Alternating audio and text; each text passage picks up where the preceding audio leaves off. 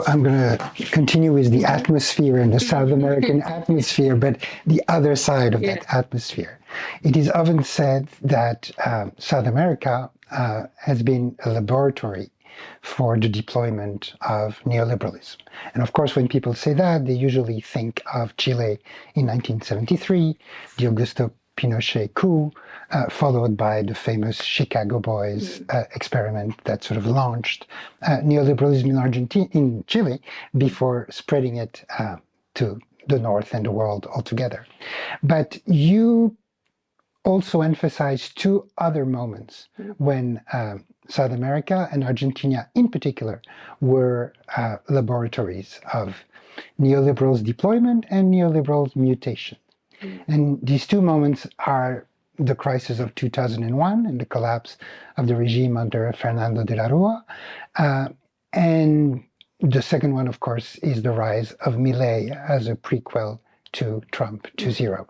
So let's start with the 2001 moment and the aftermath of that moment, which is the main subject of your book, Neoliberalism from Below, which is a book where you present this very fruitful opposition or distinction between what you call neoliberalism from above, meaning the programs, the economic rationality, the reforms of neoliberalism, but what you also, and the other side, which is neoliberalism from below, which is the way in which subjects metabolize this regime.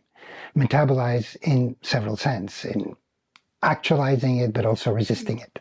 So then, hence my triple question, is that how do you think of this articulation between neoliberalism from above and neoliberalism from below, and how does the latter internalize but also resist the former? Then the second question attached to that is, how does it apply to this 2001 and post-2001 moment in Argentina? And so you can remind us what happened then. And then the last thing, because it leads to the further movement is, and further moments rather, is how this 2001 moment, which was a moment where neoliberalism from above lost its legitimacy, nonetheless allowed for the survival of neoliberalism from below. Well, very complex connections of questions.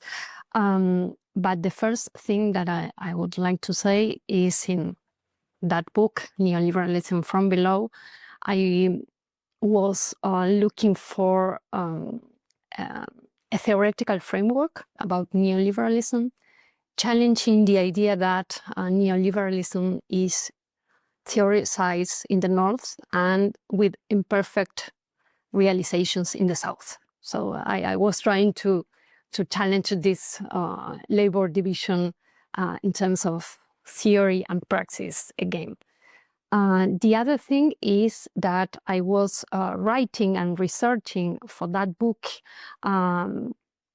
during the progressive government in Latin America in general and in Argentina in particular. So I was researching and writing about the 2001 crisis.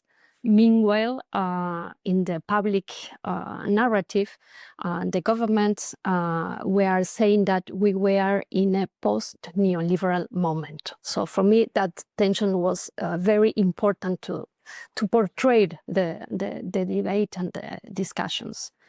For me, the 2001 mobilizations and uprising, it was the moment of rejection of the political legitimacy of neoliberalism as we know it in the Washington Consensus package, that it was the experience in Argentina during the 90s.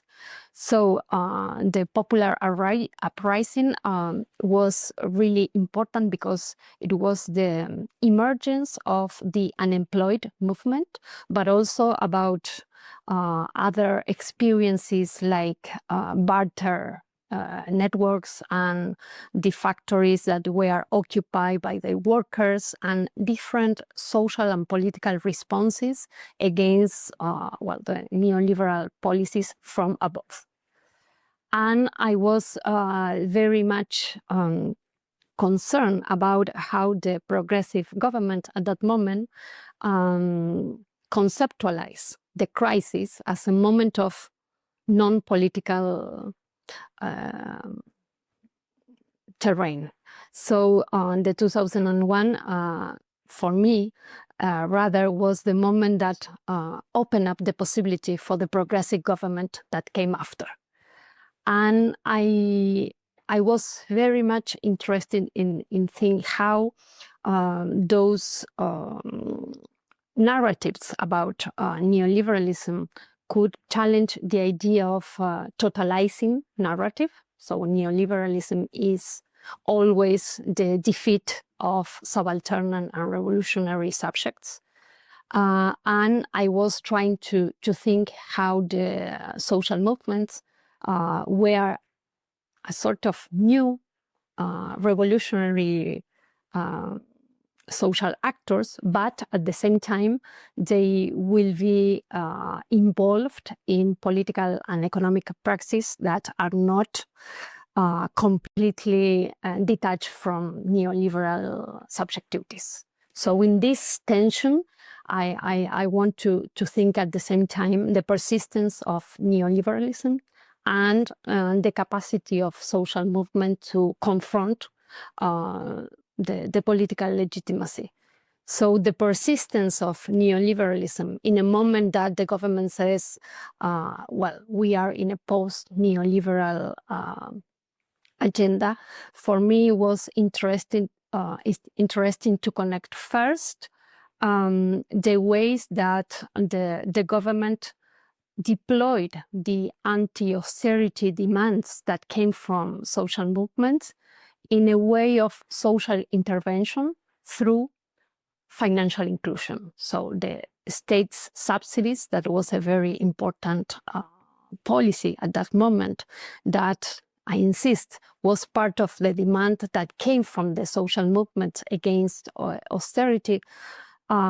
Those social subsidies were also a way to produce a compulsive bancarization of the impoverished sectors, but also a way to produce new forms of consumerism that were very important for the production of political legitimacy of the government.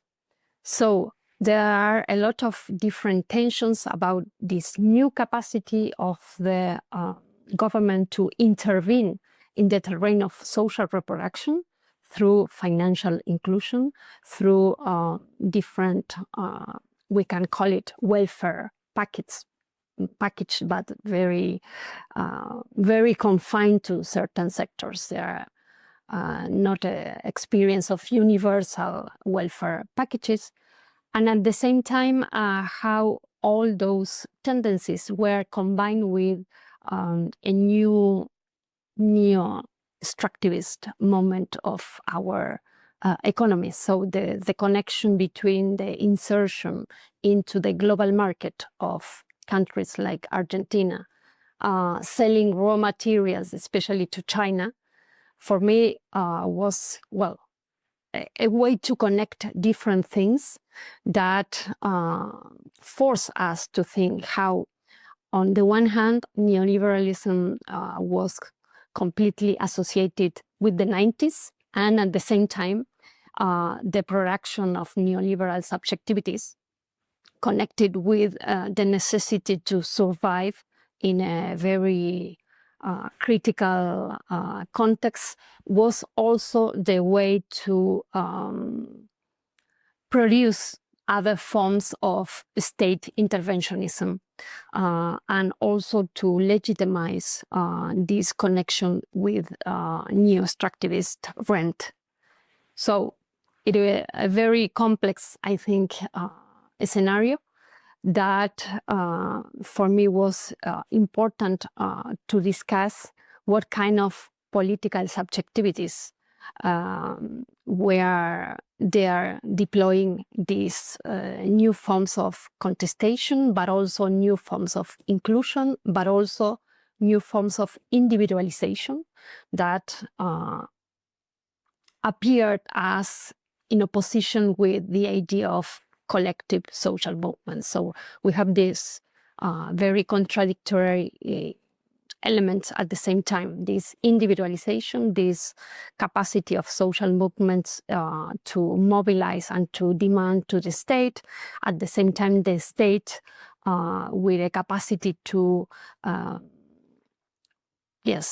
produce a new insertion into the global market, and at the same time connecting extractive rents with the capacity of state intervention.